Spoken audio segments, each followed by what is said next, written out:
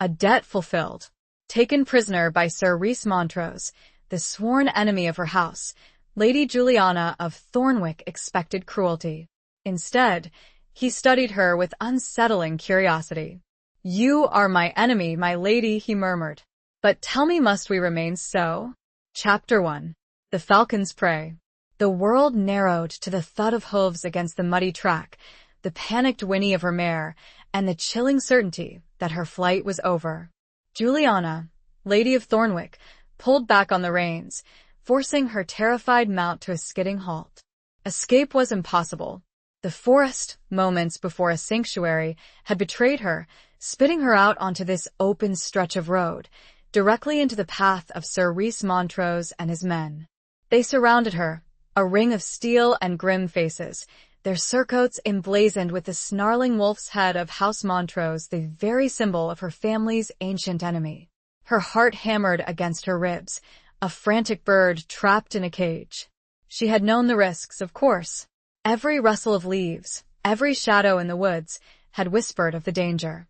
But desperation, fueled by her brother's reckless ambition and the looming threat of a forced marriage to the cruel Lord Elmsworth, had driven her to this desperate gamble. She lifted her chin, forcing a semblance of composure she did not feel. Her emerald green riding habit, once pristine, was now streaked with mud and damp from the relentless drizzle. Her dark hair, usually meticulously braided, had escaped its confines, strands clinging to her damp cheeks. She met the gaze of the man who rode at the head of the company, the man whose name had been a curse whispered in the halls of Thornwick since her childhood. Sir Rhys Montrose. Even cloaked in the practical garb of a warrior, chain-mail gleaming dully beneath a dark, weather-stained tunic, a heavy sword strapped to his side, he possessed a presence that commanded attention. He was taller than she'd imagined, broader of shoulder, his face a landscape of sharp planes and angles, framed by dark hair that curled slightly at the nape of his neck. But it was his eyes that held her captive. Not the cold, cruel gray she had expected, but a deep, unsettling blue, the color of a stormy sea just before the break of dawn. They were eyes that seemed to see too much, to pierce through the carefully constructed facade she presented to the world. He dismounted, the movement fluid and graceful despite the weight of his armor. The ground seemed to tremble slightly as he approached. The air crackled with a tension that was almost palpable. She fought the urge to flinch back, to cower. A Lady of Thornwick did not cower. "Lady Juliana," he said, his voice a low rumble that sent an unexpected shiver down her spine. It wasn't a sneer, nor a threat. It was almost a question, an unexpected pleasure. "Though I confess, I did not anticipate finding you so far from your intended destination." The sarcasm was subtle, but it was there, a glint of steel beneath the velvet glove. He knew about her planned escape, about her desperate flight to the coast, to the ship that was to carry her to the distant shores of Brittany, far from the reach of her brother and his machinations. "My destination is my own concern, Sir Rhys," she replied, her voice surprisingly steady. She would not give him the satisfaction of seeing her fear. He raised a dark eyebrow, a flicker of amusement or perhaps something else in his eyes. "Indeed? When that destination involves flouting the king's peace and betraying an alliance sealed by your own brother, I believe it becomes my concern as well." The alliance. The cursed marriage pact that had been forced upon her, binding her to the aging, brutal Lord Elmsworth, a man whose cruelty was legendary. It was a political maneuver, orchestrated by her ambitious brother, Baron Thomas, to solidify his power and secure the strategically vital Elmsworth lands. Her own happiness, her own life, had been deemed insignificant in the grand scheme of his ambitions. "An alliance forged in deceit and coercion is no alliance at all," she retorted, her voice laced with bitterness. Rhys Montrose studied her for a long moment, his gaze intense and unwavering. The silence stretched, punctuated only by the dripping of rain from the trees and the restless shifting of the horses.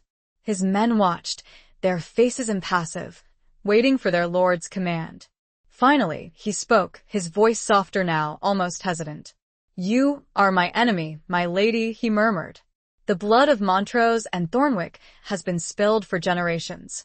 Our houses are locked in a feud that has cost us both dearly." She knew the history, the endless cycle of violence and retribution. It was woven into the very fabric of their lives, a dark tapestry of hatred and bloodshed. She had grown up on tales of Montrose's treachery, of their cruelty and ambition. She had been taught to fear them, to despise them. And yet, he continued, his gaze never leaving hers, "I find myself intrigued. You are not what I expected." She didn't know how to respond. His words, his unexpected tone, threw her off balance. She had prepared herself for brutality, for imprisonment, perhaps even for death. But not for this unsettling curiosity. He took a step closer, and she instinctively braced herself. But he did not touch her. He simply stood there, looking at her, his blue eyes searching her face, as if seeking answers to some unspoken question. "Tell me, Lady Juliana," he said, his voice barely a whisper. "Must we remain so? Must we be enemies?" The question hung in the air, heavy with unspoken possibilities. It was a question that challenged everything she had ever believed, everything she had ever known. It was a question that threatened to unravel the carefully constructed walls she had built around her heart.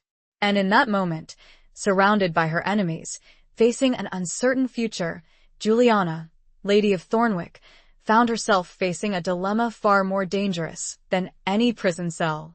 The dilemma of a heart caught between duty and a flicker of something she had never dared to hope for. Something that looked terrifyingly like hope. Chapter 2. Walls of Stone. Whispers of Fear. The journey to Castle Draken was a blur of gray skies, rain-soaked landscapes, and the ever-present weight of her captivity. Juliana rode beside Sir Rhys, not as a companion, but as a prisoner of war, albeit one treated with a disconcerting degree of courtesy. He did not bind her, nor did he speak much, but his presence was a constant reminder of her predicament. She was a pawn in a game she barely understood, a prize to be displayed, perhaps, or a bargaining chip to be used against her brother. The castle itself was an imposing sight, rising from a craggy outcrop of rock like a predator poised to strike.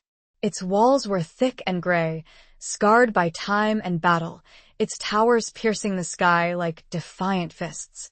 It was a fortress built for war, not comfort, a stark contrast to the graceful elegance of Thornwick Manor. As they rode through the massive iron gates, Juliana felt a sense of foreboding settle over her, a cold dread that seeped into her bones. She was led, not to the dungeons as she had half expected, but to a suite of chambers high in the West Tower. The rooms were surprisingly spacious, if sparsely furnished. A large four-poster bed dominated the main chamber, its heavy drapes embroidered with the Montrose wolf's head. A fire crackled in the hearth, offering a welcome warmth against the chill of the stone walls. A single window, narrow and barred, offered a breathtaking view of the rugged coastline and the turbulent sea beyond. A young woman, her face pale and anxious, curtsied deeply as Juliana entered. "My lady," she said, her voice barely a whisper, "I am Alara. I have been assigned to attend to your needs." Juliana managed a weak smile. "Thank you, Alara."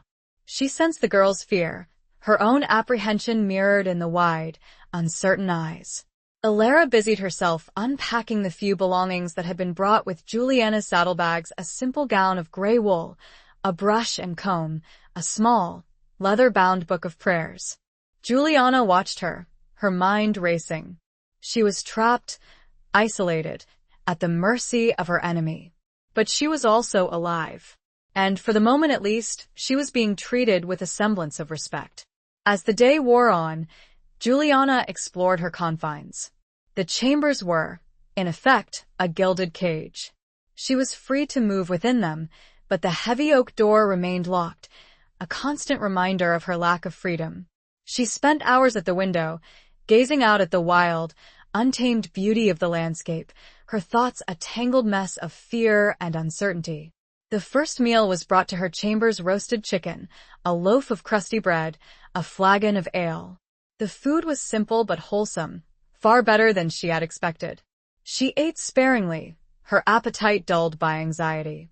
Alara hovered nearby, her silence more eloquent than any words. As darkness fell, the castle came alive with sound. The clatter of arms, the shouts of men, the distant strains of music from the great hall all served to heighten her sense of isolation. She wrapped herself in a thick cloak and sat by the fire, her gaze fixed on the dancing flames. She thought of her brother, Thomas. She knew he would be furious at her capture, but not out of concern for her well-being. He would see it as a setback to his plans, a challenge to his authority.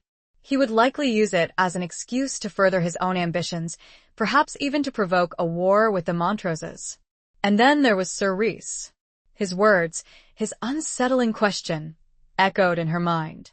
Must we remain so? Must we be enemies? She couldn't understand him.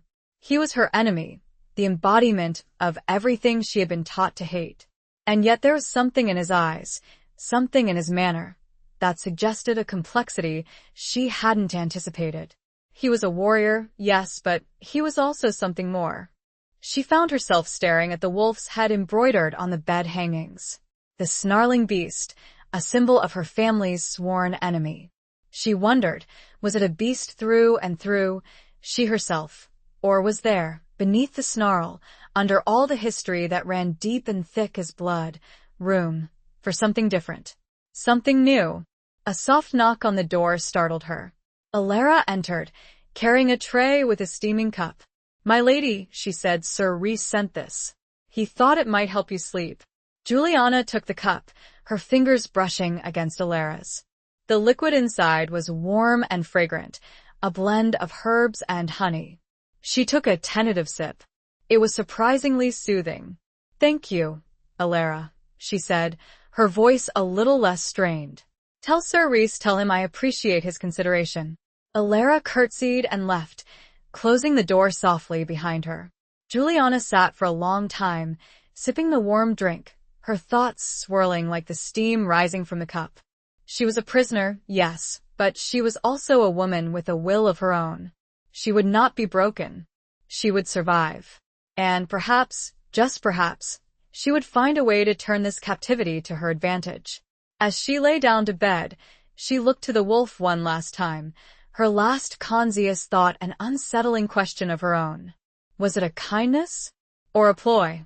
The question still lingered when sleep claimed her. Chapter 3. The Night's Enigma. The following days settled into a strange, unsettling routine. Juliana remained confined to her chambers, but her basic needs were met, and she was treated with a courtesy that bordered on respect. Alara was her constant companion, a quiet, watchful presence who seemed to anticipate her every need. Meals were brought regularly, and she was even provided with materials for sewing and embroidery, a small attempt, perhaps, to alleviate the boredom of her captivity. She saw little of Sir Rhys. He did not visit her chambers, nor did he summon her to his presence. But she sensed his presence in the castle, in the hushed conversations of the servants, in the watchful eyes of the guards. He was a shadow, a constant, unspoken presence that permeated every aspect of her existence. She tried to learn what she could from Alara, but the girl was reticent, clearly afraid of saying too much. Juliana gleaned only fragments of information that Sir Rhys was a respected leader, known for his fairness and his courage in battle, that he had lost his wife and young son to a fever several years earlier, that he was deeply devoted to his people and his lands. These fragments painted a picture that conflicted with the image she had been raised to believe. The ruthless, bloodthirsty enemy of her childhood seemed to be a man of complexity and depth, a man capable of both great cruelty and great compassion.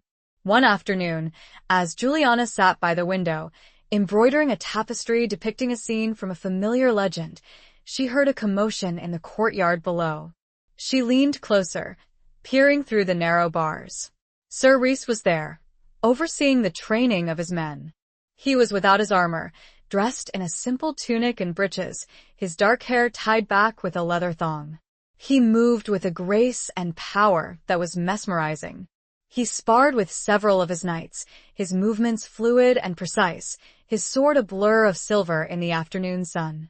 He was clearly a skilled warrior, but it was more than just his physical prowess that caught Juliana's attention. It was the way he interacted with his men, the respect he commanded, the camaraderie that was evident in their every exchange. She watched him for a long time, her heart beating a little faster than usual. She found herself admiring his strength, his discipline, his evident leadership. It was a dangerous admiration, she knew, but she couldn't deny it. He was her enemy, yes, but he was also captivating. As if sensing her gaze, he looked up, his blue eyes meeting hers across the distance. For a moment, their gazes locked, and Juliana felt a jolt of something akin to electricity pass through her. He didn't smile, nor did he acknowledge her in any way. He simply held her gaze for a long, breathless moment, and then he turned away, returning his attention to his men. But that brief, unspoken exchange had shaken her. It had confirmed what she had already begun to suspect, that Sir Rhys Montrose was not the one-dimensional villain she had been led to believe. He was a man of contradictions, a man of hidden depths. And that made him all the more dangerous. That evening, as Juliana sat by the fire, reading from her book of prayers, there was a knock on the door. Ilara entered, her eyes wide with a mixture of excitement and apprehension. "My lady," she said, "Sir Rhys requests your presence in the great hall." Juliana's heart skipped a beat. She had not expected this. She had assumed she would remain isolated, a prisoner in her tower. What did he want? Why had he summoned her? She smoothed down her gray wool gown, her fingers trembling slightly. She had nothing finer to wear. She had been captured in her riding habit, and her meager belongings offered little choice. She would have to face him as she was, a prisoner, stripped of her finery and her status. "Tell Sir Rhys I will attend him," she said, her voice surprisingly steady. She would not show him her fear. She would meet him with her head held high, a lady of Thornwick, even in captivity. She followed Ilara down the winding stairs, her footsteps echoing in the silent corridors. The great hall was a vast, cavernous space, lit by torches that cast flickering shadows on the stone walls. A long table dominated the center of the room, laden with food and drink. Several knights were gathered around the hearth, their voices hushed, their eyes turned towards her as she entered. And at the head of the table, standing tall and imposing, was Sir Rhys Montrose. He was dressed in a dark blue tunic, embroidered with the silver wolf's head of his house. He looked every inch the lord of the castle, a man accustomed to command. He gestured towards a chair placed at his right hand. "Lady Juliana," he said, his voice echoing in the vast space, "please join us." It was not a request, but a command. But it was delivered with a courtesy that was almost disarming. She walked towards him, her head held high, her gaze fixed on his. She would not cower. She would not show him her fear. But as she sat beside him, beneath the watchful eyes of his men, she couldn't help but feel a tremor of apprehension run through her. She was entering his domain, a world of warriors and power, a world where she was utterly at his mercy. She was met by silence. Only the crackle of the fire broke the sounds. The meal began. She would hold. Chapter 4. A glimmer in the darkness. The meal was a tense affair. Juliana sat beside Sir Rhys, acutely aware of the eyes of his men upon her. They watched her with a mixture of curiosity and suspicion, their faces betraying the ingrained animosity between their houses. She ate sparingly, picking at the roasted pheasant and the crusty bread, her appetite non-existent. Rhys, for his part, seemed to make an effort to put her at ease. He spoke to her politely, asking about her journey, her family, her interests. But his questions were carefully phrased, probing without being overtly intrusive. He was assessing her, she realized, trying to gauge her character, her strengths, her weaknesses. She answered his questions cautiously, revealing little of her true feelings. She spoke of her love for Thornwick Manor, of her skill with needle and thread, of her fondness for books and music. She carefully avoided any mention of her brother's ambitions, or of her own desperate flight. "You are a skilled needlewoman, Lady Juliana?" he asked, his gaze lingering on the tapestry she had been working on, which Alara had discreetly brought down from her chambers. "I find it soothing," she replied, her fingers tracing the intricate pattern. "It allows me to escape, to create my own world." He nodded, a flicker of understanding in his eyes. "A world where wolves and falcons can coexist in peace, perhaps?" he said, a hint of a smile playing on his lips. She looked up, startled by his words. The tapestry depicted a scene from a popular legend, a tale of a knight who had tamed a wild falcon and a noblewoman who had befriended a wolf. It was a story of unlikely alliances, of overcoming prejudice and hatred. "It is only a story, Sir Rhys," she said, her voice a little shaky. "Perhaps," he replied, his gaze holding hers. "But stories often hold a grain of truth. They remind us that even the most bitter of enemies can find common ground." His words hung in the air, heavy with unspoken meaning. She couldn't help but feel a flicker of hope, a glimmer of possibility in the darkness of her captivity. Was he suggesting what? That there might be a way for them to bridge the chasm that separated their houses? The conversation turned to other matters: the harvest, the weather, the ongoing tensions with a neighboring kingdom. Rhys spoke with authority and insight, demonstrating a keen understanding of the political landscape. He was clearly a man of intelligence and vision, a leader who cared deeply about the welfare of his people. As the evening wore on, Juliana found herself drawn into the conversation, her initial apprehensions slowly fading. She found herself listening to his men as they recounted their life. She learned more of the customs of Draken, so foreign, and yet becoming less so by the minute. The knights, initially wary, began to relax in her presence, their suspicion giving way to a grudging respect. They spoke of their battles, their families, their hopes and fears. She listened, fascinated, gaining a glimpse into a world that had always been closed to her. When the meal was over, Rhys rose from his chair. "Lady Juliana," he said, "I trust you will find your chambers comfortable. If there is anything you require, you have only to ask." It was a dismissal, but it was delivered with a courtesy that surprised her. She curtsied, her gaze meeting his. "Thank you, Sir Rhys," she said, her voice a little warmer than before. "You are generous." He inclined his head, a hint of a smile in his eyes. "Generosity is a virtue, my lady, one that I strive to cultivate." She returned to her chambers, her mind buzzing with conflicting emotions. She was still a prisoner, yes, but she was no longer treated as an enemy.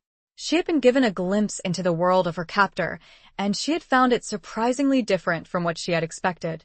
As she lay in bed, staring up at the wolves had embroidered on the bed hangings, she found herself thinking not of the snarling beast, but of the man who bore its emblem.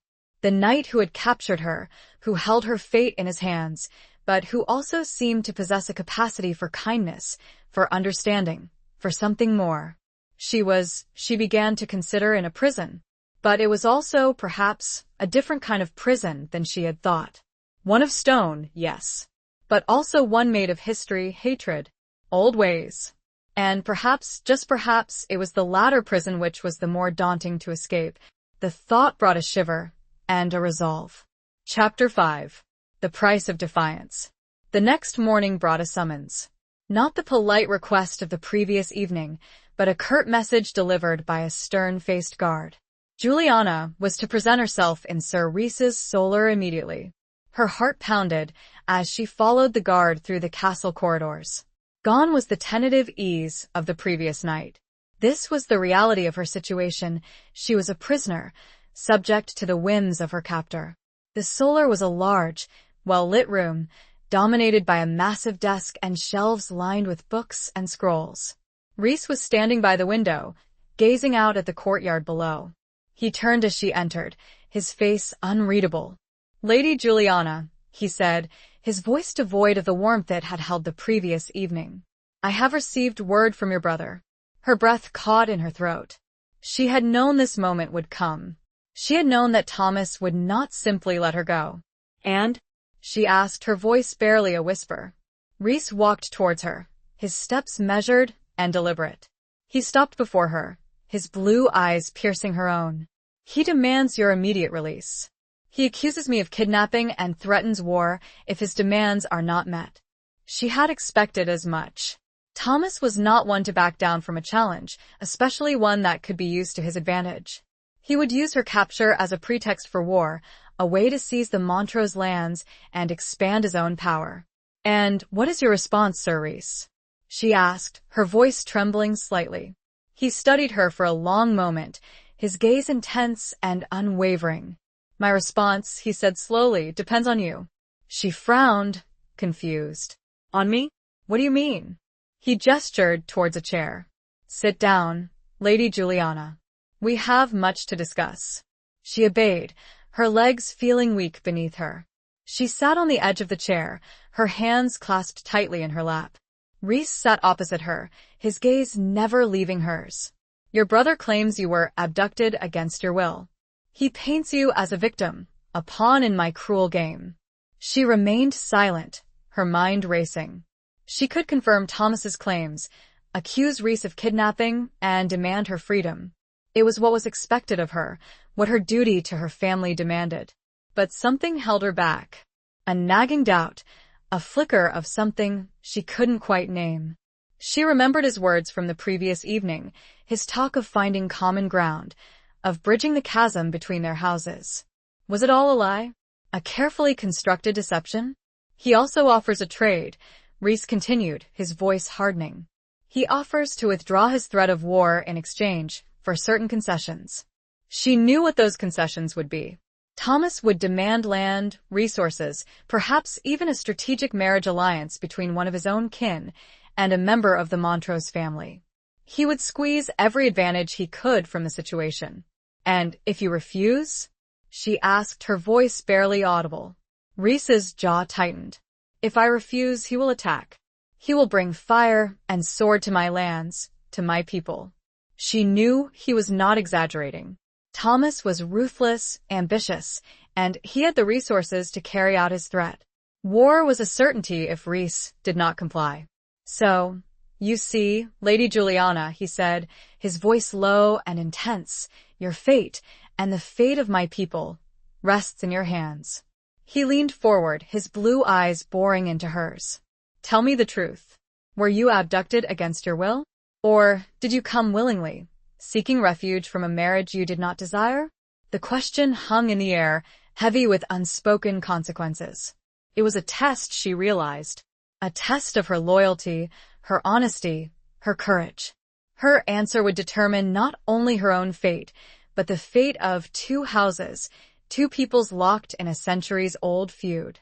She looked at him, her heart pounding in her chest.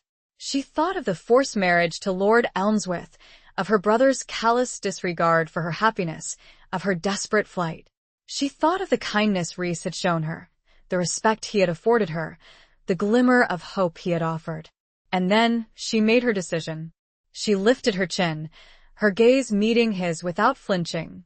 "I was not abducted, Sir Rhys," she said, her voice clear and steady. "I came of my own free will." It was not a full truth, but a truth for this moment. It was all she could and would offer, and a choice that would change all. Chapter 6. Echoes of a Lost Past. Rhys stared at her, his expression unreadable. The silence stretched, thick with unspoken tension. Juliana held her breath, her heart pounding in her chest.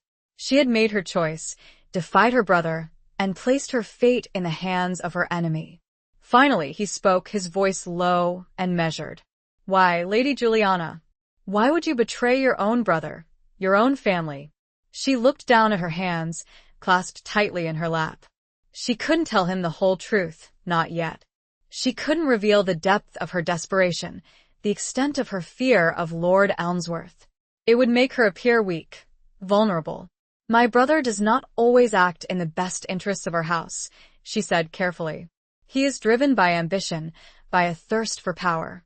He would sacrifice anyone, anything, to achieve his goals." Rhys nodded slowly, as if considering her words. "And you believe that includes you?" She met his gaze, her eyes filled with a mixture of defiance and pain. "Yes." He leaned back in his chair, his gaze never leaving hers. You are a courageous woman, Lady Juliana. To defy your brother, to risk his wrath, it is not a decision to be taken lightly. She said nothing, her silence a testament to the weight of her choice. He rose and walked to the window, gazing out at the turbulent sea. The wind howled outside, rattling the window panes, mirroring the turmoil within her. I will not lie to you, Lady Juliana, he said, his voice barely audible above the wind. Your brother's accusations place me in a difficult position. I cannot simply release you, not without appearing weak, without inviting further aggression. She knew he was right. He was a lord, a warrior, bound by the rules of honor and duty. He could not afford to show weakness, especially in the face of an enemy as ruthless as Thomas. But neither will I hold you against your will, he continued, turning back to face her. You have spoken the truth, and I believe you. You are not a prisoner here, Lady Juliana. You are a guest. A reluctant guest, perhaps, but a guest nonetheless. Relief washed over her, so profound it almost made her weak. She had expected imprisonment, perhaps even torture. But he had offered her something far more unexpected, a semblance of freedom, a measure of trust. Thank you, Sir Rhys, she said, her voice trembling slightly. I appreciate your generosity. He inclined his head, a hint of a smile in his eyes. Generosity, as I said before, is a virtue. But it is also a strategic advantage. A contented guest is far less likely to cause trouble than a disgruntled prisoner. She couldn't help but smile, a genuine smile this time. He was honest at least. He was not pretending to be motivated solely by altruism. He was a pragmatist, a man who understood the realities of power. I understand, Sir Rhys, she said. And I assure you, I have no desire to cause trouble. He studied her for a long moment, his gaze assessing. I believe you, Lady Juliana. But I also believe that you are a woman of secrets. Secrets that you are not yet ready to reveal. Her heart skipped a beat. He was perceptive, too perceptive for her comfort.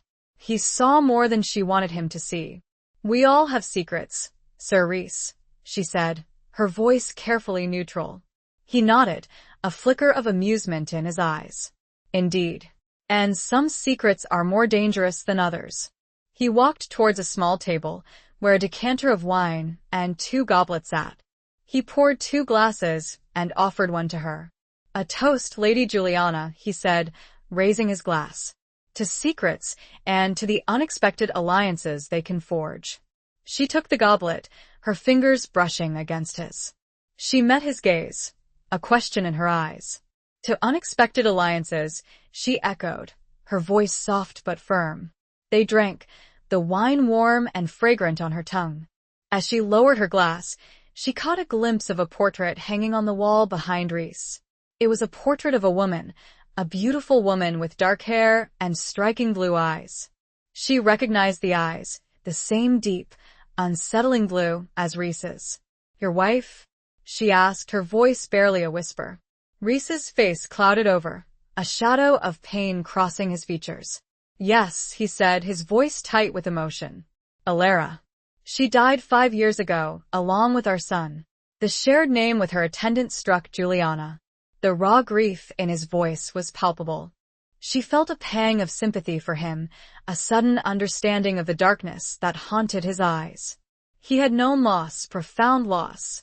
It was a loss that had clearly shaped him, marked him. I am sorry, Sir Rhys, she said, her voice filled with genuine compassion. I did not mean to stir up painful memories. He shook his head, a sad smile touching his lips. It is all right, Lady Juliana. The past is always with us, whether we wish it or not. It shapes us, defines us, makes us who we are. He was talking about more than the portrait now. He was talking about himself. He looked back to her, the shared sorrow forming an invisible and yet very real bond. The echoes of a lost past were, for this instant, a connection. Chapter 7. The Serpent's Kiss. The days that followed were marked by a subtle shift in Juliana's status. She was no longer confined to her chambers, but was given the freedom of the castle, albeit under the watchful eyes of Rhys's guards. She dined with him regularly, their conversations ranging from the mundane to the philosophical. She began to learn more about him, about his life, his beliefs, his hopes and fears.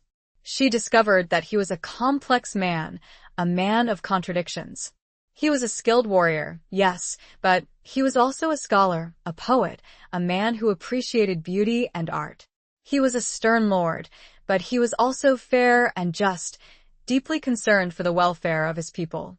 He was a man haunted by loss, but he was also a man capable of great kindness and compassion. She found herself drawn to him, despite herself. She admired his strength, his intelligence, his integrity. She found herself enjoying their conversations, their shared laughter, the moments of quiet understanding that passed between them. It was a dangerous attraction, she knew, but she couldn't deny it. He was her enemy, yes, but he was also becoming something more. One evening, as they sat in the solar after dinner, Rhys showed her a collection of ancient scrolls, texts he had salvaged from a ruined monastery. He spoke passionately about the importance of preserving knowledge, of learning from the past. "We are all products of our history, Lady Juliana," he said, his fingers tracing the delicate script on one of the scrolls. "The feuds, the hatreds, the betrayals, they are all part of who we are. But they do not have to define us. We can choose to learn from them, to break the cycle of violence." His words resonated with her, echoing her own growing desire for a different future, a future free from the endless cycle of hatred between their houses. "Do you believe that is possible, Sir Rhys?" she asked, her voice filled with a mixture of hope and doubt. "Can we truly escape the past?" He looked at her, his blue eyes intense and unwavering. "I believe we must try, Lady Juliana. For if we do not, we are doomed to repeat it." Their conversation was interrupted by the arrival of a messenger, a young man bearing the crest of Lord Elmsworth. Rhys's face hardened as he read the message, his jaw tightening with anger. "What is it?" Juliana asked, her heart filled with apprehension. He crumpled the message in his fist. "Elmsworth," he said, his voice laced with contempt. "He has joined forces with your brother. They are massing their troops on the border, preparing to attack." Her blood ran cold. She had hoped, foolishly perhaps, that her defiance of Thomas would deter him. But she had underestimated his ambition, his ruthlessness. He would not let her go, and he would use her as an excuse to wage war on the Montroses. "What will you do?" she asked, her voice trembling. He looked at her, his expression grim. "I will defend my lands, my people," he said. "I will fight." She knew he would. He was a warrior, born and bred. He would not back down from a challenge, even one as daunting as this. "But there is something else," he continued, his gaze holding hers. "Elmsworth has made a personal demand." She frowned, confused. "What kind of demand?" He hesitated, his eyes searching her face. "He demands that you be returned to him. He claims you are his betrothed, his property. He threatens to punish you for your defiance." The words sent a shiver of fear down her spine. She knew Elmsworth's reputation for cruelty.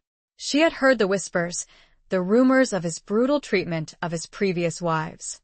She had fled to escape his clutches, and now he was demanding her return. Rhys saw the fear in her eyes.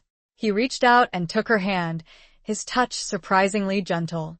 "Do not worry, Lady Juliana," he said, his voice reassuring. "I will not let him have you. You are under my protection." His words, his touch, sent a wave of warmth through her. She felt a surge of gratitude, of trust, of something more.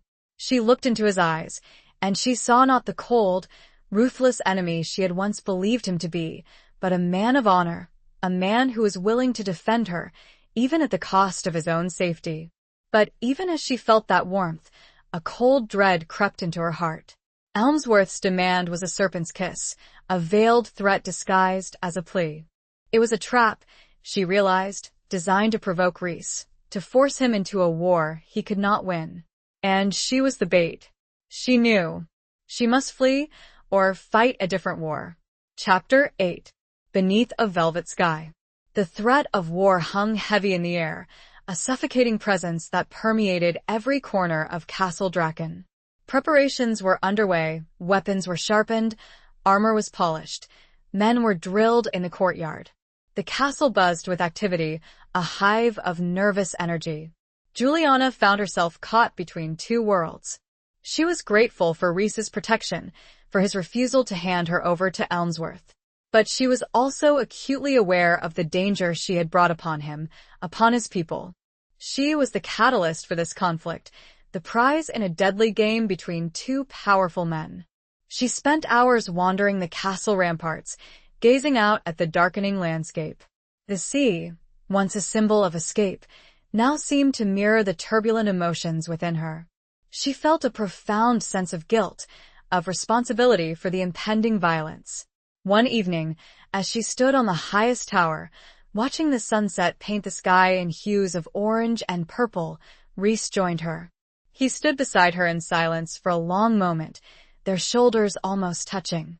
"It is beautiful, is it not?" he said, his voice soft, almost a whisper. "Even in the face of darkness, there is beauty to be found." She nodded, her throat tight with emotion. She had always found solace in nature, in the beauty of the world around her.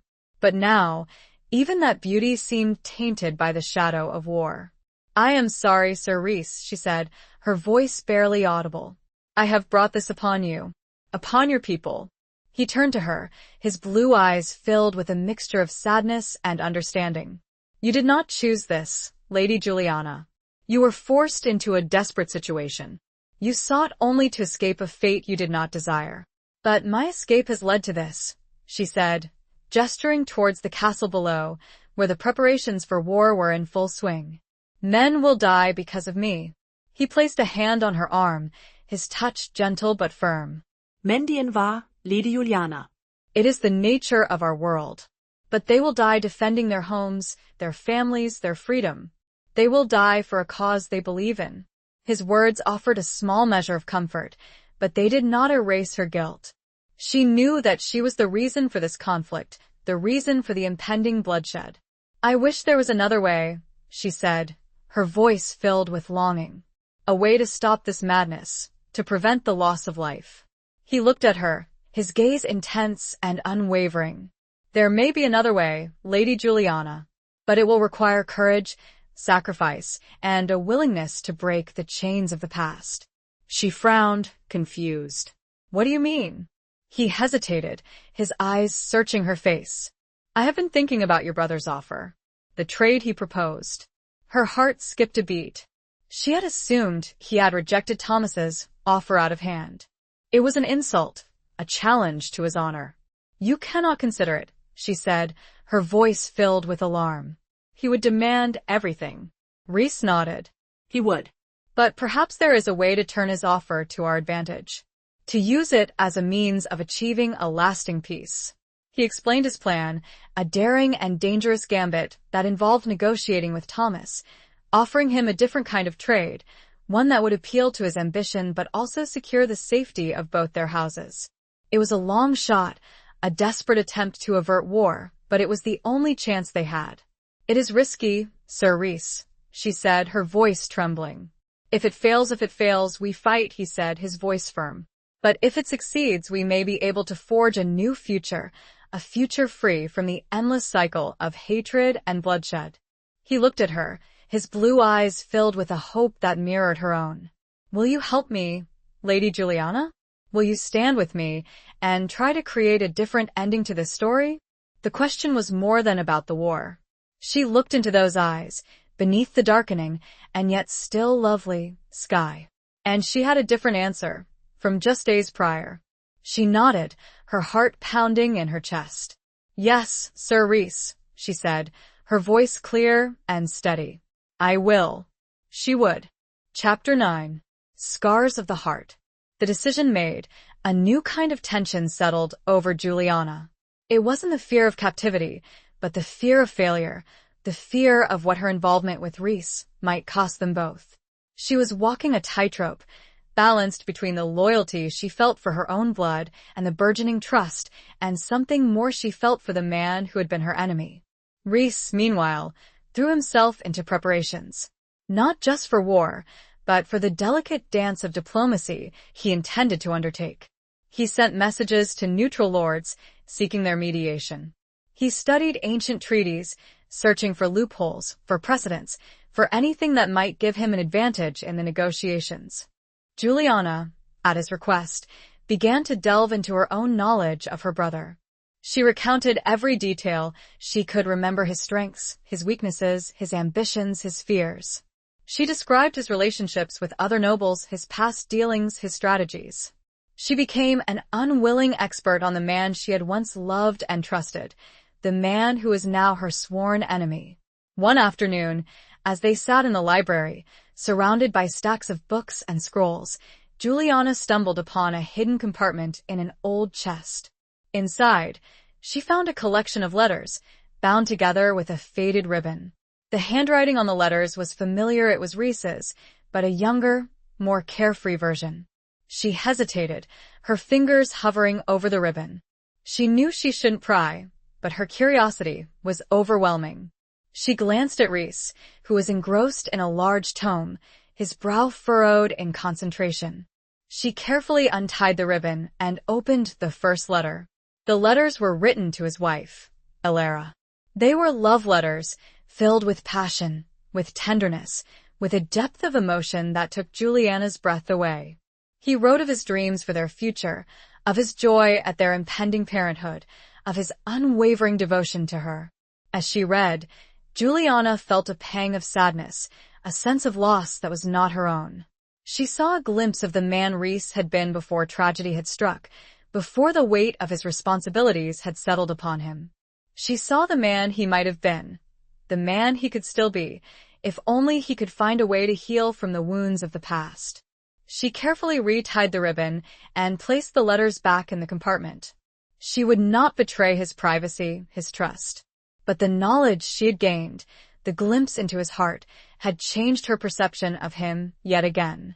Later that evening, as they walked in the castle gardens, Juliana found herself speaking of her own past, of the loss of her mother when she was a child. It was a subject she rarely spoke of, a wound she had kept carefully hidden. "She was everything to me," she said, her voice choked with emotion. "My father, he was a good man, but distant. He buried himself in his duties, in his grief. I felt alone." Rhys listened in silence, his presence a comforting weight beside her. He did not interrupt, did not offer platitudes. He simply allowed her to speak, to unburden herself. "I understand," he said finally, his voice soft and low. "The loss of a loved one, it leaves a scar on the heart. A scar that never truly heals." She looked at him, her eyes searching his. She saw the pain in his own eyes, the echoes of his own loss. And in that moment, she felt a connection to him, a bond forged not in hatred or enmity, but in shared grief, in shared understanding. "But scars, they can also be a source of strength," he continued, his gaze holding hers. "They remind us of what we have endured, of what we have overcome. They remind us that we are survivors." His words resonated with her, offering a glimmer of hope in the darkness. She had always seen her own scars as a weakness, a source of pain.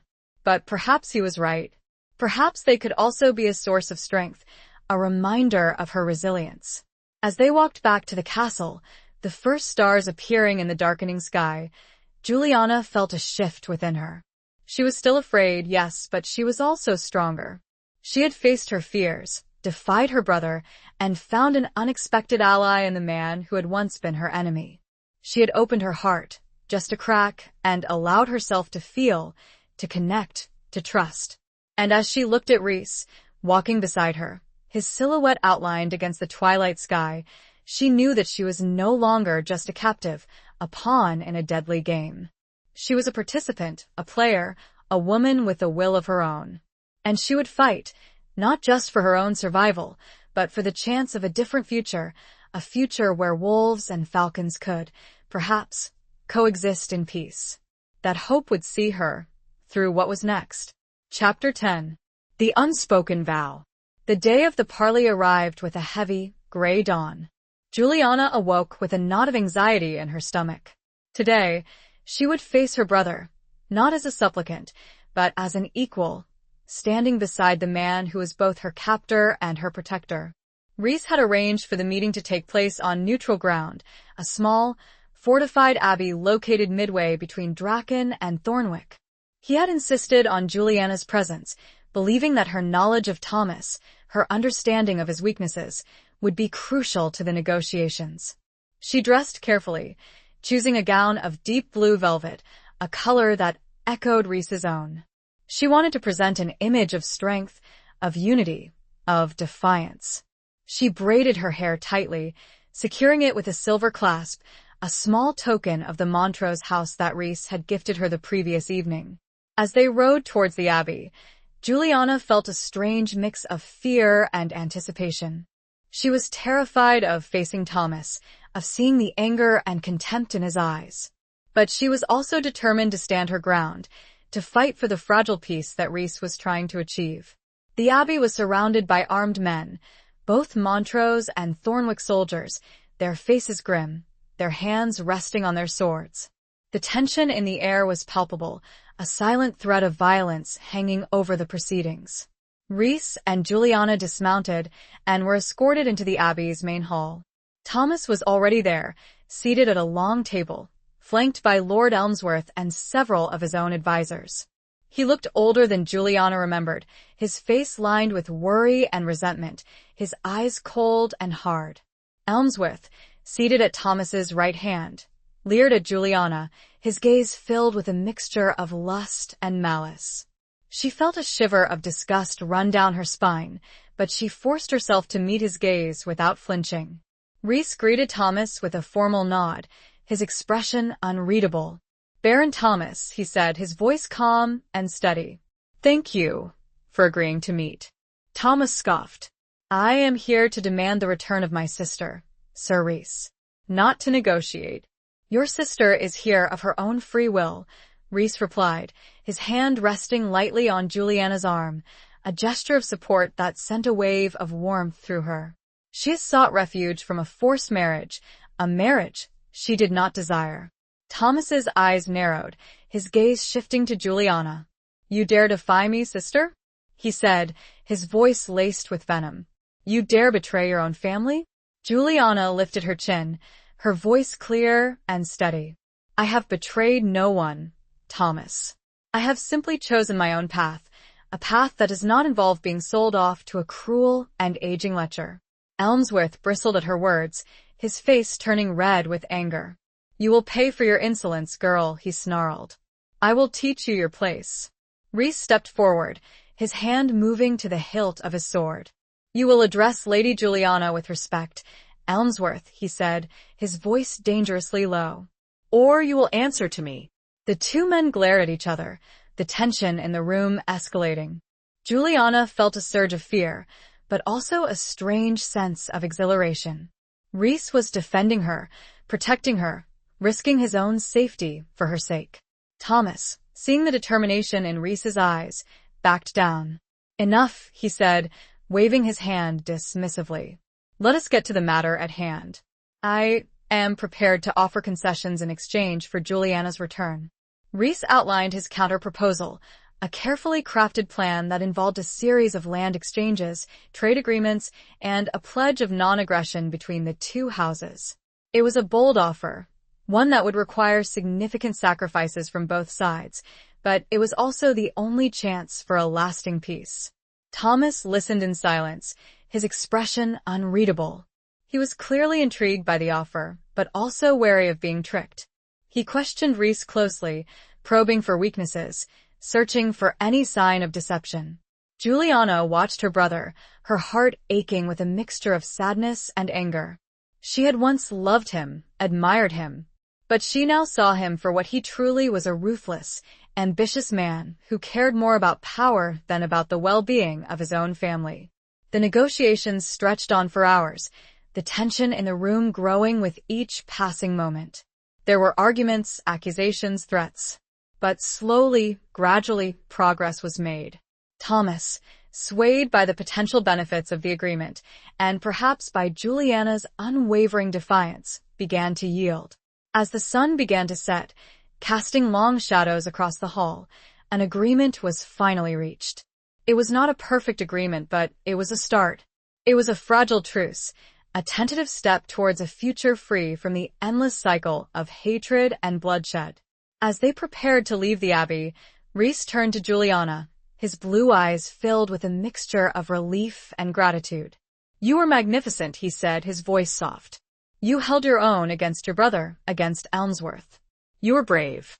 She smiled, her heart swelling with pride. She had done it. She had faced her fears, stood her ground, and helped to forge a path towards peace. As they rode back to Draken, side by side, beneath the darkening sky, Juliana felt a sense of profound connection to Rhys, a bond forged in shared danger, in shared hope, in shared purpose. It was an unspoken vow, a silent promise to continue fighting for a better future together. And that vow felt, more than any spoken one ever could, a binding to each other, and to what could be. Chapter 11. Threads of Deceit. The fragile peace secured at the Abbey held, but it was an uneasy truce, riddled with suspicion and mistrust. Messengers traveled back and forth between Draken and Thornwick, carrying missives filled with carefully worded pronouncements and veiled threats. Both sides were wary, watching for any sign of betrayal, any indication that the agreement would be broken. Juliana found herself playing an increasingly important role in maintaining the delicate balance. She acted as an intermediary between Rhys and Thomas, using her knowledge of her brother's personality and his court to smooth over misunderstandings and prevent potential conflicts. She became a diplomat, a negotiator, a bridge between two warring houses. She also found herself spending more and more time with Rhys. They worked together, planning, strategizing, sharing their hopes and fears. Their conversations, once formal and guarded, became more intimate, more personal. They discovered shared interests, shared passions, shared dreams. One evening, as they sat in the library, studying a map of the disputed territories, Rhys spoke of his vision for the future. He envisioned a time when the Montroses and the Thornwicks could coexist peacefully, when their people could trade freely, when their children could grow up without the constant threat of war. "It is a dream, I know," he said, his voice filled with a mixture of hope and longing. "But it is a dream worth fighting for." Juliana looked at him, her heart filled with admiration. She saw in him not just a warrior, but a statesman, a visionary, a man who yearned for a better world. "It is a dream I share, Sir Rhys," she said, her voice soft but firm. "And I will do everything in my power to help you make it a reality." Their eyes met, and in that moment, something shifted between them. The unspoken attraction, the simmering tension that had been building for weeks, intensified. It was a dangerous spark, a flame that threatened to consume them both. They were interrupted by the arrival of a servant, bearing a message from Thomas. Rhys read the message, his face darkening with anger. "What is it?" Juliana asked, her heart filled with apprehension. He crumpled the message in his fist. "My brother, he accuses me of violating the terms of our agreement. He claims that I am harboring rebels, men who are plotting against him." She frowned, confused. "That is not true, is it?" Rhys shook his head. "Of course not. It is a lie, a fabrication designed to provoke me, to give him an excuse to break the truce." She knew he was right. Thomas was not one to let go of his ambitions easily. He would use any means necessary to achieve his goals, even if it meant resorting to deceit and treachery. "What will you do?" she asked, her voice trembling. He looked at her, his expression grim. "I will deny the accusations, of course. But I will also prepare for the worst. I will not be caught off guard." He began to issue orders, sending out scouts, strengthening the castle defenses, preparing for war. The fragile peace, so carefully constructed, was crumbling before their eyes. Juliana felt a sense of despair, of helplessness. She had hoped, foolishly perhaps, that they had finally found a way to escape the cycle of violence. But it seemed that the past, the hatred, the ingrained animosity between their houses, was too strong to overcome. As she watched Rhys, his face etched with worry and determination, She realized that she could not stand idly by. She had to do something, anything, to try to prevent another war. She had an idea, a risky and dangerous plan that might, just might, expose Thomas's lies and preserve the peace. It involved delving into the murky world of court politics, of uncovering secrets and betrayals, of walking a tightrope between loyalty and deception. She knew the risks. If she failed, she could be accused of treason, of spying, of betraying both her brother and Rhys. But she was willing to take that risk. She was willing to do whatever it took to prevent another war, to protect the fragile hope of a better future. She looked to where Rhys was reviewing a letter and resolved, with the knowledge now of Thomas's trickery, she would act. She would weave her own thread into this tapestry. Chapter 12. A Dance of Shadows. Juliana's plan was audacious, bordering on reckless. She decided to use her position as Thomas's sister and Rhys's guest to infiltrate the Thornwick court and gather evidence of her brother's treachery. She would play the role of the dutiful sister, eager to reconcile with her family, while secretly searching for proof that he was manufacturing the accusations against Rhys. She presented her plan to Rhys, outlining the risks and the potential rewards. He was hesitant at first, concerned for her safety, reluctant to place her in such a dangerous position. "It is too risky, Juliana," he said, his voice filled with concern. "If you are discovered, Thomas will not hesitate to punish you." She met his gaze, her eyes filled with determination. "I am aware of the risks, Sir Rhys. But I am not afraid. I will not stand idly by while my brother drags us both into another war." He studied her for a long moment, his gaze searching her face. He saw the resolve in her eyes, the unwavering commitment to her purpose. He knew that he could not dissuade her. "Very well," he said finally, his voice resigned but also filled with a grudging admiration. "But you will not go alone. I will send someone with you, someone I trust, to watch over you and protect you."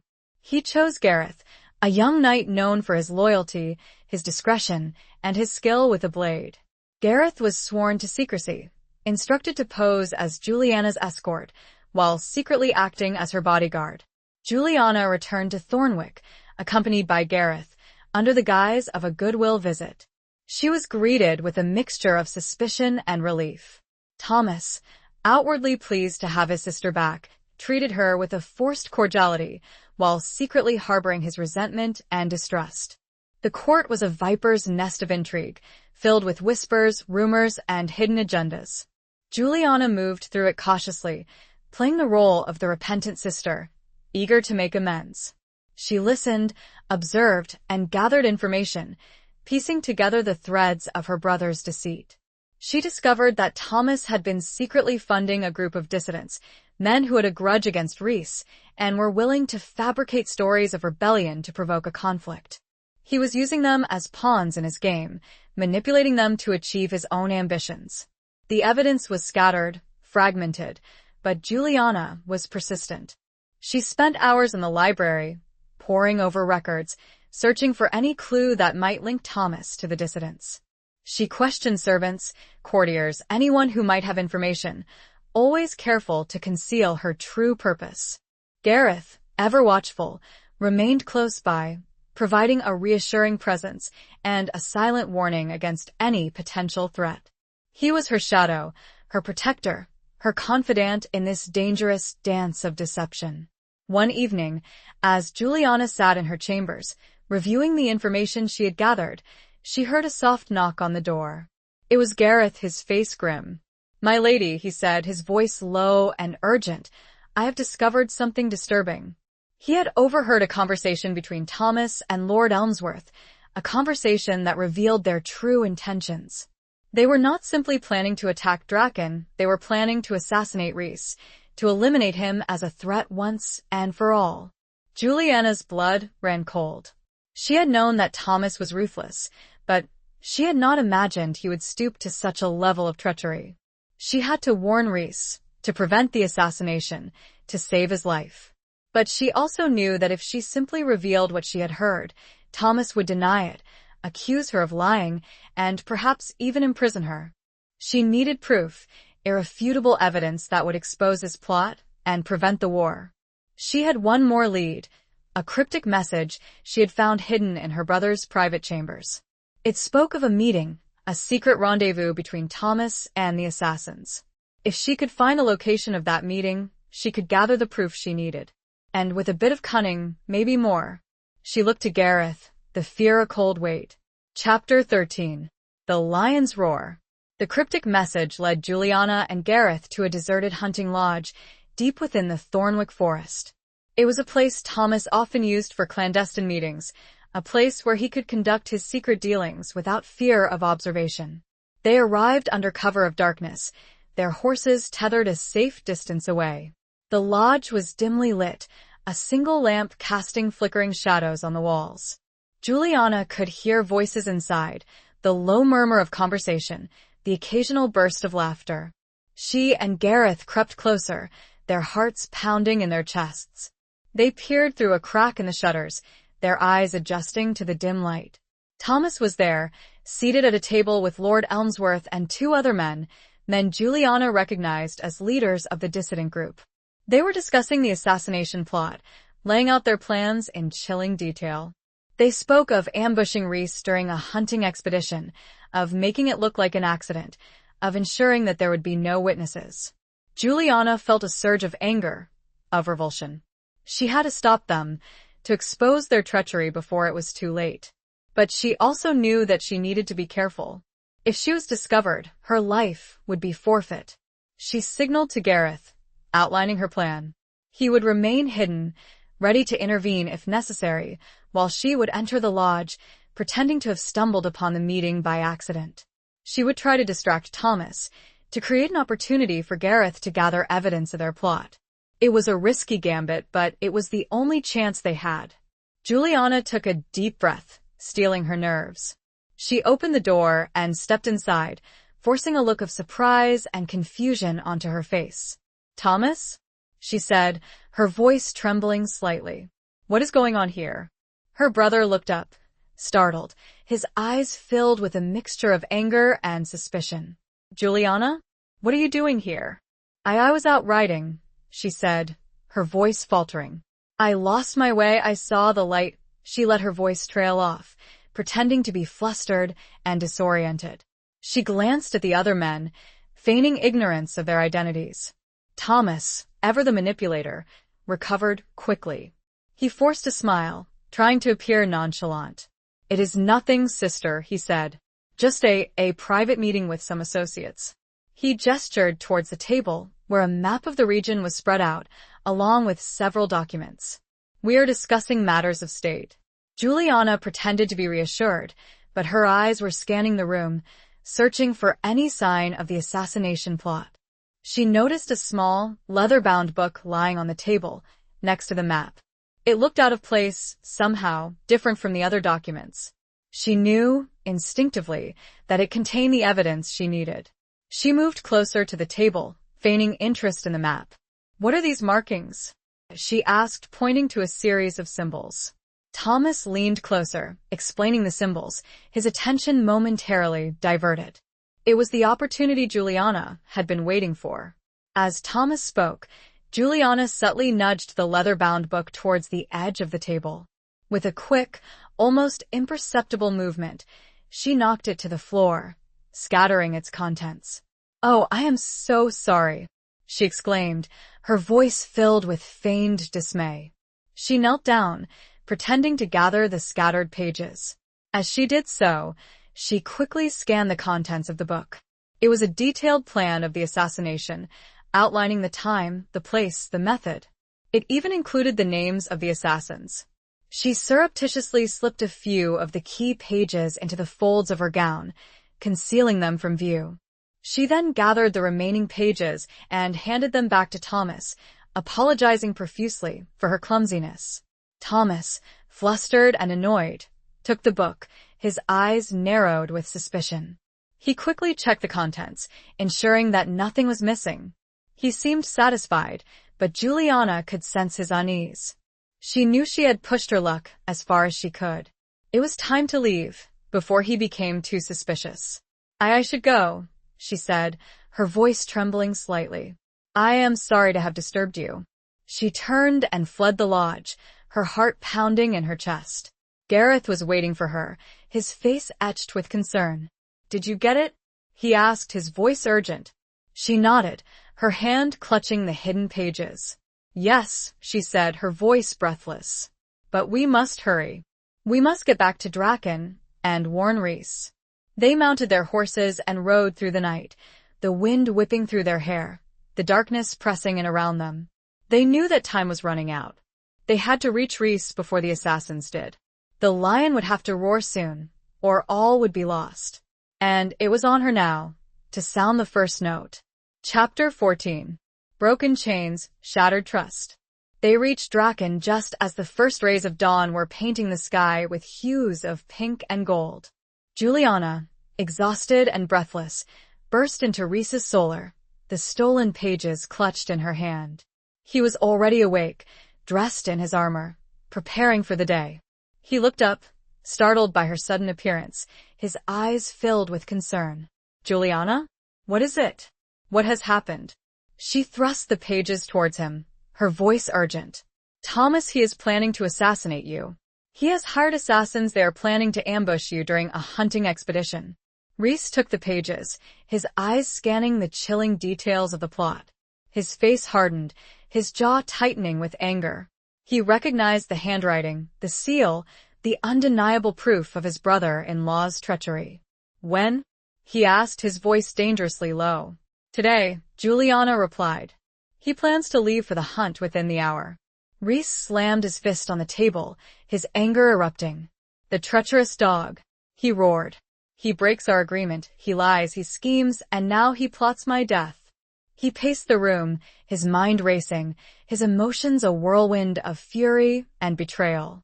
He had trusted Thomas, had offered him peace, had believed in the possibility of reconciliation. And this was his reward, a dagger in the back, a plot to end his life. Juliana watched him, her heart aching for him. She had seen his vulnerability, his hope for a better future. And now, that hope had been shattered, replaced by the bitter reality of his brother-in-law's betrayal. "We must stop him, Rhys," she said, her voice firm. "We cannot allow him to succeed." He stopped pacing and looked at her, his blue eyes filled with a mixture of gratitude and determination. "You are right," he said. "We will stop him, and we will make him pay for his treachery." He summoned his men, his voice ringing with authority. He revealed Thomas's plot, showing them the stolen pages, the undeniable proof of his betrayal. His knights were outraged, their loyalty to their lord unwavering. They swore to defend him, to avenge this insult, to crush the rebellion before it could begin. Rhys, however, had a different plan. He would not simply wait for the assassins to strike.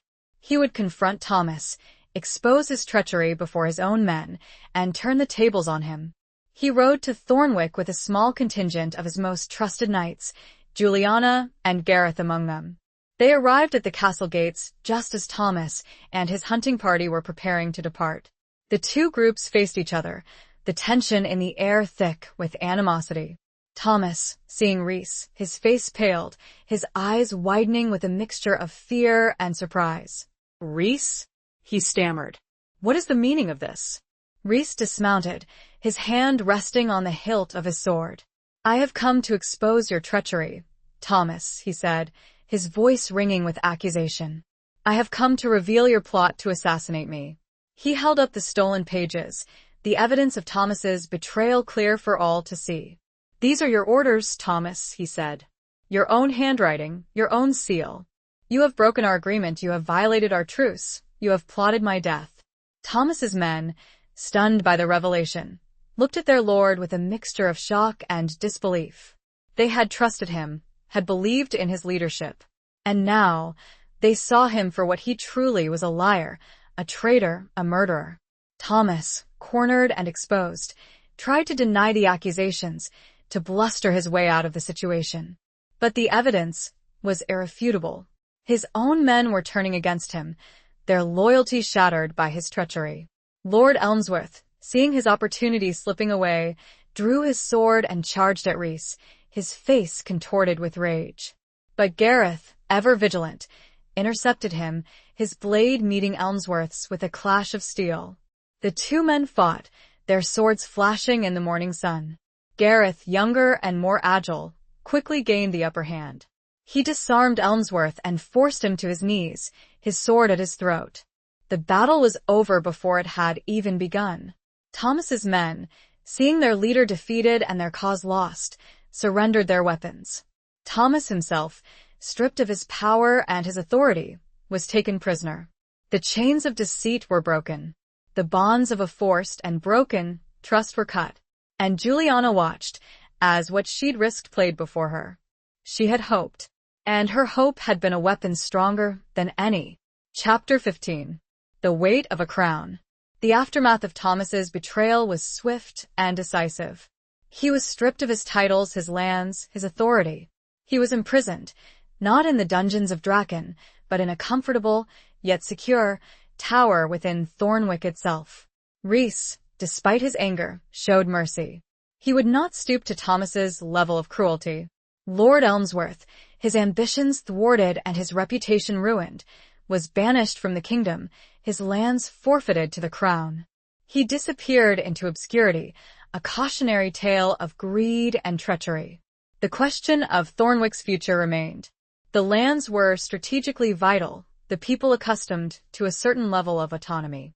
Rhys, burdened with the responsibility of maintaining peace and stability in the region, faced a difficult decision. He consulted with Juliana, valuing her insight and her understanding of her former home. She had proven herself to be a wise and capable advisor, a woman of courage and integrity. "What should I do, Juliana?" he asked, his voice filled with weariness. "How can I ensure that Thornwick does not become a breeding ground for future rebellion?" She considered his question carefully, her mind weighing the various options. She knew that the people of Thornwick were proud and independent, resistant to outside rule. They needed a leader who understood them, who respected their traditions, who could earn their trust. "You could appoint a governor," she suggested, "someone loyal to you, someone who could oversee the administration of the lands."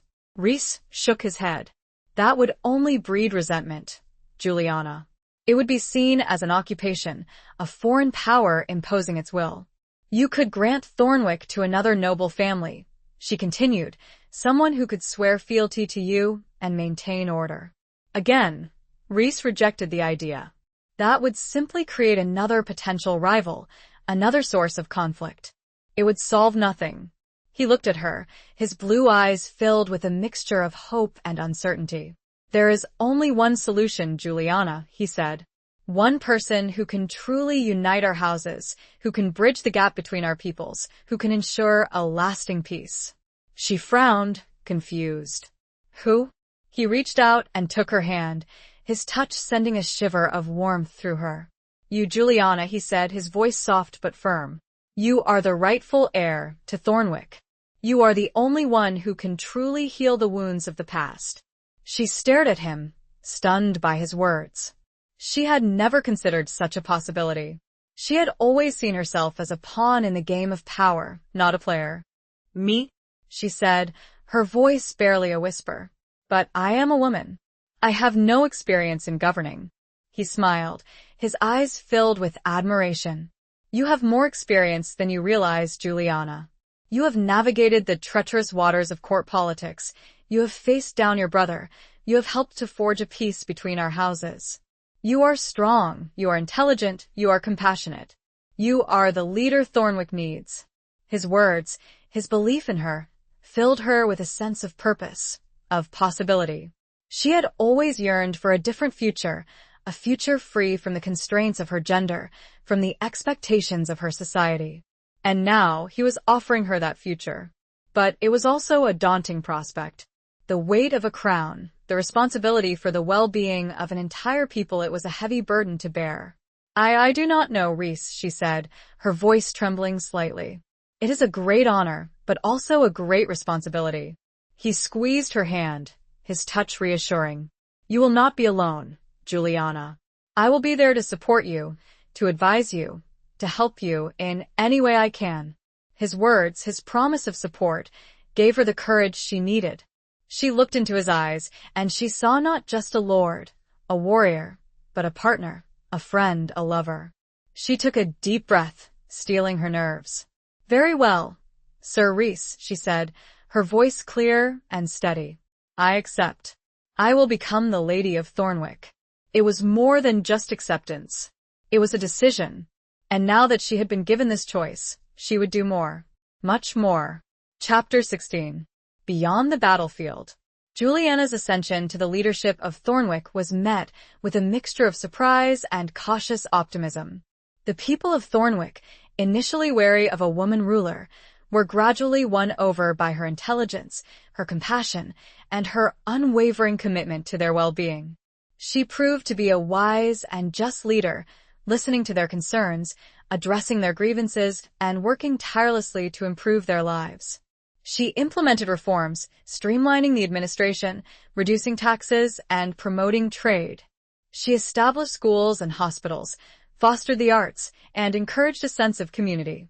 She ruled not with an iron fist, but with a gentle hand, guided by a sense of fairness and a deep understanding of her people. Rhys, true to his word, remained a constant source of support.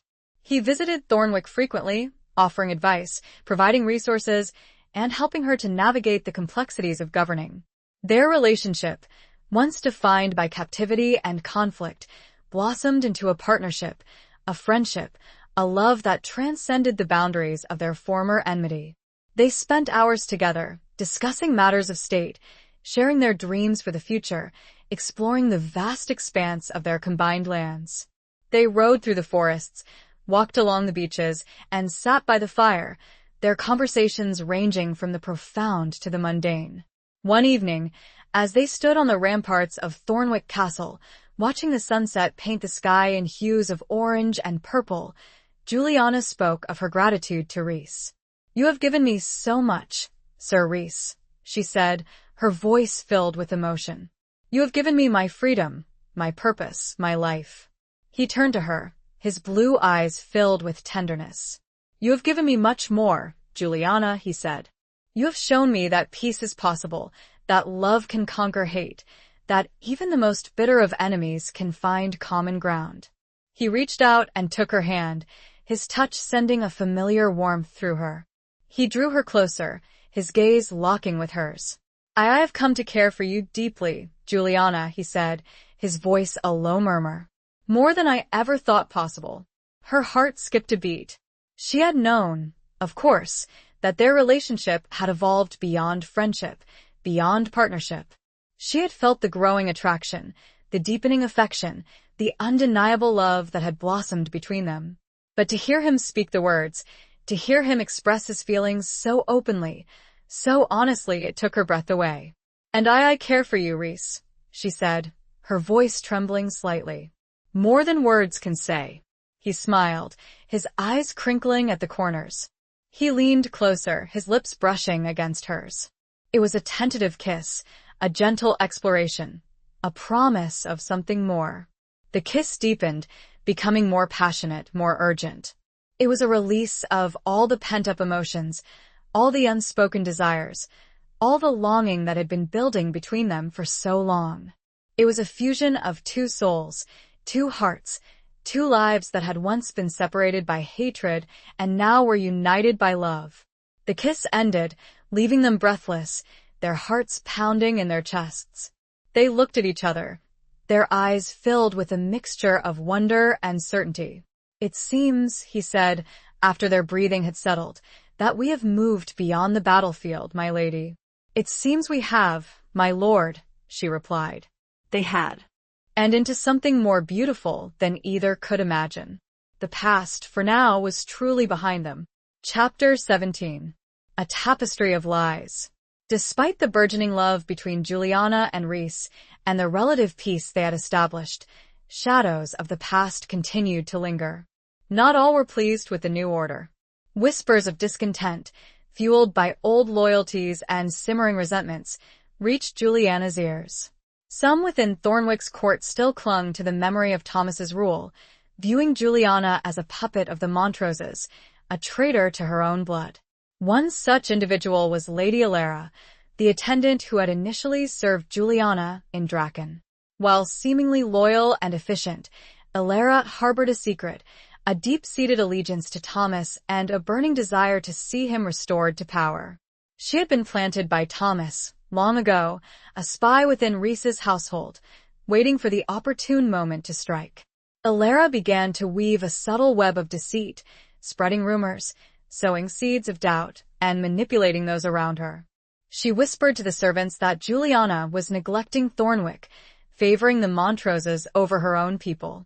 She hinted to the courtiers that Rhys was secretly controlling Juliana, using her as a pawn to further his own ambitions. She even attempted to poison Juliana's mind against Rhys, subtly suggesting that he was not to be trusted, that he still harbored a secret hatred for the Thornwicks, that he was only using her for his own gain. Juliana, initially oblivious to Elara's treachery, began to feel the effects of her insidious influence. The atmosphere in the court became strained, whispers and sidelong glances following her wherever she went. She sensed a growing distance between herself and some of her advisors, a reluctance to speak openly in her presence.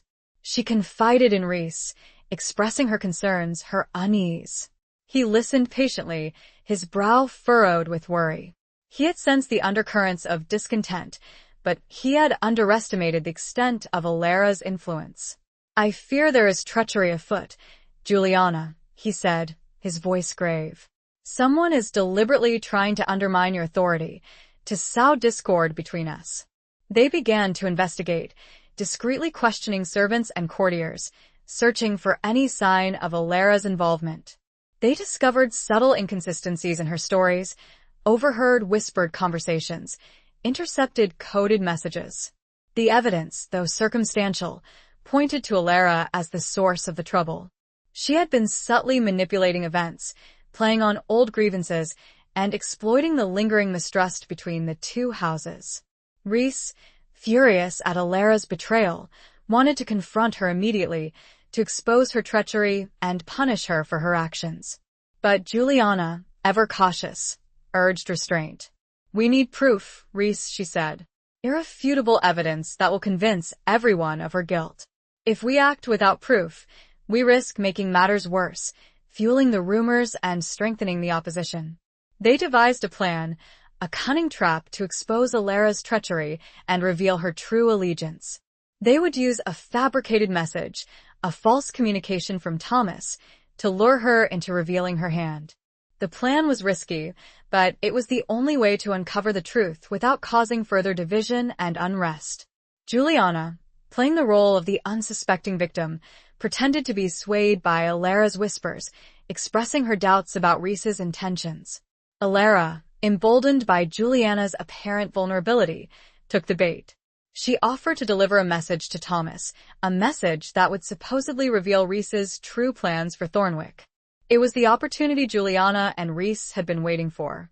They intercepted the message, revealing Elara's treachery in her own handwriting. The tapestry of lies she had so carefully woven was about to unravel, and she would have no escape from the truth. Chapter 18. The Hawk's Flight. With Elara's treachery exposed, Juliana and Rhys moved swiftly to neutralize the threat. They summoned Elara to the Great Hall, where the entire court was assembled. Juliana, seated on her throne, with Rhys standing protectively at her side, addressed the gathering. "My lords and ladies," she said, her voice ringing with authority, "I have called you here today to address a matter of grave importance. A matter that concerns the security of Thornwick and the trust that binds us together." She recounted the events of recent weeks, the whispers of discontent, the rumors of betrayal, the subtle attempts to undermine her authority. She spoke of her investigation, of the evidence she had uncovered, of the painful truth she had been forced to confront.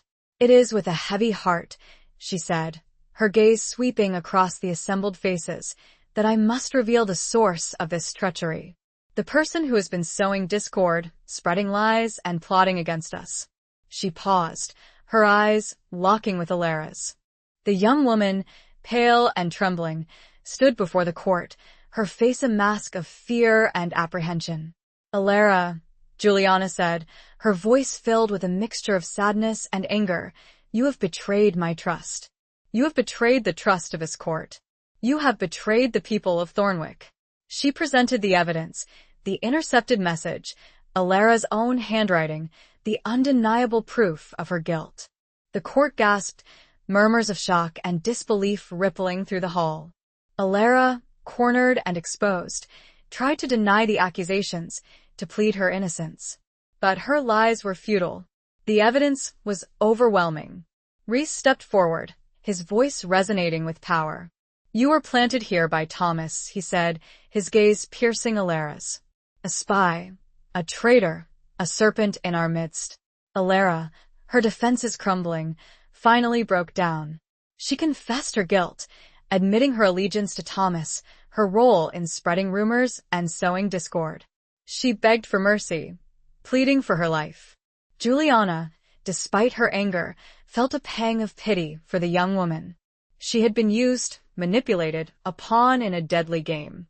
But she also knew that she could not show weakness. She had to uphold justice, to protect her people, to demonstrate that treachery would not be tolerated. She sentenced Alara to imprisonment, not in the dungeons, but in a comfortable chamber within the castle.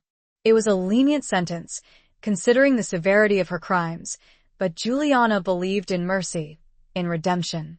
With Alara's treachery exposed and her influence neutralized, the atmosphere in the court began to change. The whispers ceased, the suspicions faded, and a sense of unity and trust began to return. Juliana, having weathered this storm, emerged stronger and more respected than ever. She had proven her leadership, her ability to overcome adversity, her commitment to justice and fairness.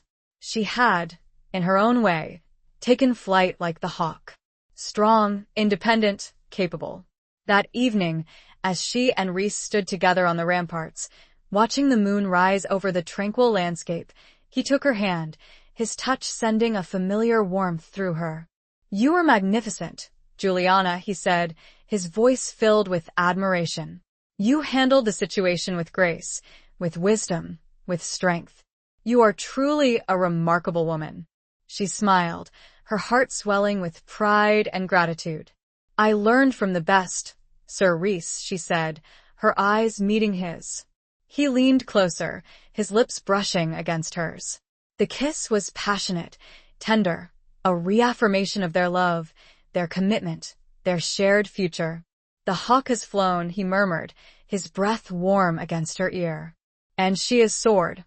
She had. And together, they would continue to soar, their love a beacon of hope in a world that had once been consumed by darkness. And she would never be grounded again. Chapter 19. Flames of Redemption. The peace that Juliana and Rhys had so carefully cultivated was not destined to remain undisturbed. News arrived from a distant kingdom, a realm bordering both Thornwick and Draken, of a growing threat. A ruthless warlord, Kelgar, had risen to power, conquering neighboring lands and amassing a formidable army. His ambition knew no bounds, and his gaze was now fixed on the richer, more fertile territories of Thornwick and Draken. Scouts reported Kelgar's advance, his troops marching relentlessly towards their borders, leaving a trail of destruction and devastation in their wake. War, it seemed, was inevitable. Juliana and Rhys, despite their love for peace, knew that they could not stand idly by while their lands were threatened, their people endangered. They had to prepare for war, to defend their homes, their families, their hard-won peace. They called upon their banners, summoning their knights, their men-at-arms, their archers. The castles of Draken and Thornwick buzzed with activity, the clang of steel, the shouts of men, the preparations for war echoing through the halls. Juliana, despite her lack of battle experience, refused to remain behind the castle walls. She insisted on accompanying Rhys, on sharing the risks, on standing by his side in the face of danger. "I am the Lady of Thornwick," she said, her voice firm. "My place is with my people, with my husband." The word husband slipped out naturally, a testament to the depth of their bond, the unspoken commitment they had made to each other. They had not yet formally wed, the constant threats and uncertainties delaying their plans. But in their hearts, in their minds, they were already united, bound by a love that transcended the formalities of tradition. Rhys, though concerned for her safety, could not deny her request. He knew her strength, her courage, her unwavering determination. He knew that she would be a source of inspiration to their troops, a symbol of hope in the face of adversity. They rode out together, at the head of their combined army, a force united by a common purpose, a shared determination to defend their lands. Juliana, dressed in a suit of finely crafted leather armor, her dark hair braided tightly beneath a helmet, looked every bit the warrior queen. The two armies met on a vast plain, a field that would soon be stained with blood. Kelgar, a towering figure clad in black armor, his face scarred and brutal, rode out to meet them. He scoffed at the sight of Juliana, a woman leading an army. A woman? He sneered. You send a woman to fight me? You insult me. Rhys stepped forward, his voice ringing with defiance. This woman is my equal, Kelgar, he said. She is the Lady of Thornwick, and she will fight alongside her people. She is a leader that inspires all. The battle commenced, a clash of steel, a storm of arrows, a cacophony of screams and shouts. Juliana, despite her initial fear, fought bravely, her sword flashing in the sunlight, her courage inspiring those around her. Rhys, a whirlwind of destruction, cut through Kelgar's ranks, his sword a blur of silver, his battle cry a roar that echoed across the battlefield. He fought with the ferocity of a lion, protecting his lands, his people, his love. The battle raged for hours, the outcome uncertain. Both sides fought with courage and determination, the tide turning back and forth. Juliana, witnessing the carnage, the suffering, the loss of life, felt a surge of anguish. She yearned for an end to the violence, for a way to stop the bloodshed. She saw an opportunity, a chance to strike a decisive blow. Kelgar, surrounded by his bodyguards, was directing his troops, his attention focused on the main battle. Juliana, with a small contingent of her most trusted knights, broke through the enemy lines, charging towards Kelgar, her sword raised high. It was a daring, almost suicidal move. But it was also a testament to her courage, her determination, her unwavering commitment to her people. She reached Kelgar, her sword clashing against his. He was surprised by her audacity, by her ferocity. He had underestimated her, had dismissed her as a mere woman. He would not underestimate her again. She looked to where Rhys was also fighting his way toward them. This might be the only way. Chapter 20. The Reckoning of Love and Duty. Juliana fought with a strength she didn't know she possessed, fueled by adrenaline, by desperation, by the fierce determination to protect her people and the man she loved. Kelgar, though larger and more experienced, was caught off guard by her ferocity, by her unexpected attack. She managed to land a blow, her sword slicing through his armor, drawing blood. He roared in pain and anger, his eyes blazing with fury. He retaliated, his blows heavy and brutal, forcing Juliana to defend herself with all her skill. Rhys, seeing Juliana in danger, fought his way towards her, cutting down any who stood in his path. He reached her side just as Kelgar was about to deliver a killing blow. Rhys's sword intercepted Kelgar's, the clash of steel echoing across the battlefield. The two men, locked in a deadly embrace, fought with the strength of lions, their faces contorted with rage and determination. Juliana, recovering from Kelgar's attack, joined the fray, her sword flashing in the sunlight. Together, she and Rhys fought against the warlord, their combined strength and skill proving to be a formidable match for his brute force. The battle raged, the outcome hanging in the balance. Kelgar, wounded and weakened, fought with the desperation of a cornered animal. But Rhys and Juliana, united by their love, their shared purpose, were relentless. Finally, with a combined thrust, they disarmed Kelgar, his sword clattering to the ground. He stood before them, defeated, his eyes filled with hatred and defiance. Rhys raised his sword, ready to deliver the final blow. But Juliana stopped him, No, Reese, she said, her voice firm. Enough blood has been spilled today. We will not stoop to his level of barbarity. Reese hesitated, his anger warring with his sense of honor. He looked at Juliana, her face streaked with sweat and blood, her eyes filled with a mixture of compassion and determination. He lowered his sword. You are right, Juliana, he said. We will show him mercy. We will show him a different way. Kelgar was taken prisoner, his army routed and scattered. The battle was over. Thornwick and Draken were safe, their people protected, their future secured. The victory was hard-won, the cost heavy. Many lives had been lost, many wounds inflicted. But from the ashes of war, a new hope had emerged, a hope for a lasting peace, a hope for a future free from violence and bloodshed. Juliana and Reese, standing side by side on the blood-soaked field, their hands clasped together, their eyes filled with a mixture of relief and sorrow, knew that they had a long road ahead of them. They had to rebuild, to heal, to forge a new future for their people. They did so. Kelgar remained imprisoned, but alive. As a sign to all. And with that taken care of, they turned to each other. They were formally wed, in a ceremony that united not just two people, but two houses, two peoples. It was a celebration of love, of peace, of a new beginning. It was a moment that sealed all the fighting, all the risks, into something tangible. Real. As Juliana stood beside Reese, now her husband, as well as her love, she knew that all the choices, all the sacrifices had been worth it. All of it. The reckoning had come, for duty and for love. And both had triumphed. Epilogue. Years passed. The scars of war slowly faded, replaced by the gentle touch of time and the healing balm of peace. Thornwick and Draken, once bitter enemies, flourished under the joint rule of Juliana and Reese.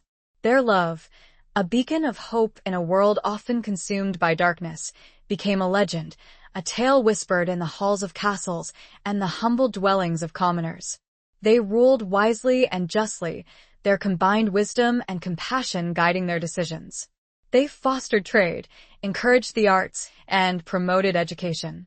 They built hospitals and schools, repaired roads and bridges, and ensured that their people lived in safety and prosperity. They were blessed with children, a son and a daughter, who inherited their parents' strength, their intelligence, and their unwavering commitment to justice.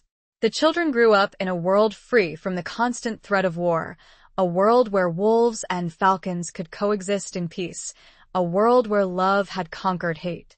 Juliana often found solace in the gardens of Thornwick, tending to the roses that had become a symbol of her reign.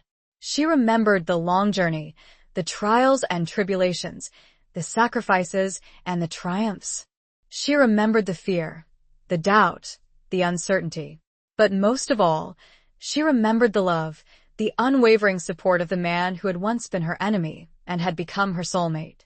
Reese, often found in the library, his collection from the ruined monastery long restored and expanded, would often speak of her and look to her for guidance. And she would do the same. They were equals, partners, always. One evening, as they sat together on the ramparts of Thornwick Castle, watching the sun set over the tranquil landscape, their hands clasped together, their bodies leaning against each other, Juliana spoke of her gratitude. "We have built a good life, Reese," she said, her voice filled with contentment. "A life beyond my wildest dreams." He smiled, his eyes crinkling at the corners, his gaze filled with a love that had only deepened with time. "We have, my love," he said, "and we have done it together." They continued to sit in comfortable silence, their hearts filled with peace, their souls intertwined. The past, with all its shadows and sorrows, was behind them. The future, uncertain yet filled with hope, stretched before them. They had faced the darkness, and they had emerged victorious. They had fought for their love, for their people, for their future. And they had won. They had built a legacy of peace, a testament to the power of love, the strength of unity, and the enduring hope for a better world. The sun dipped below the horizon, casting a golden glow over the land. The stars began to appear, twinkling like diamonds in the velvet sky. And in that moment, Juliana and Rhys, the former captive and the knight, knew that their story, their love, their legacy would live on, a beacon of hope for generations to come. It was a good end for a long, hard-fought journey, and together, they knew it would only become better.